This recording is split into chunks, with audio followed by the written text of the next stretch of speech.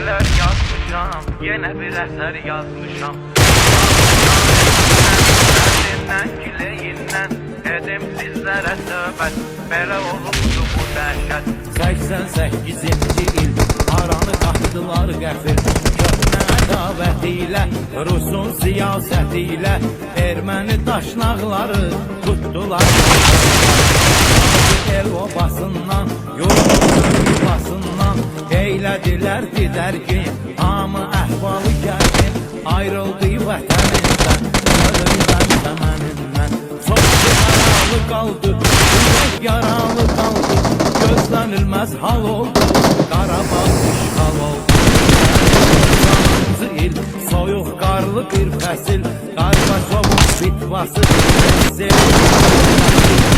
Hərbin maşınları, Sovet qoşunları